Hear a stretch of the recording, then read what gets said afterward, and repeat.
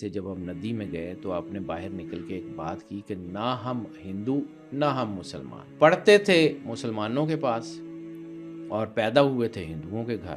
لوگوں نے پکڑ لیا کہ جی تم یہاں رہتے ہو تو تم جو ہے وہ ہمارے ہی خلاف ہو.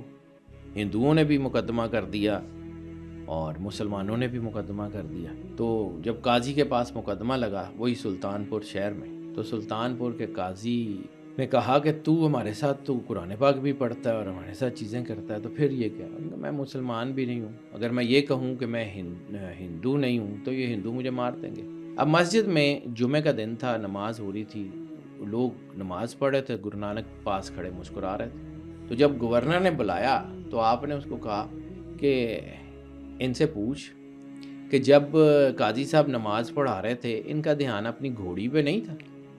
ان کی گھوڑی کا جو بچہ ہوا ہے تو یہ تو ان کا تو دھیان وہاں پہ تھا، یہ تو اپنے گھر میں گھوڑی کو کنویں سے گرنے سے بچاتے رہے، نماز میں ان کا دھیان کہاں تھا؟ قاضی صاحب نماز پڑھا رہے تھے تو وہ جو گورنر تھا اس نے کہا جی چلو میں تو نماز جو ہے ٹھیک پڑھا تھا تو میں بھی تو وہیں کھڑا تھا. تو گرو نانک مسکرا کے کہتے ہیں تم ہی تو کابل تھے وچ سودا ہی کردا پیا سی.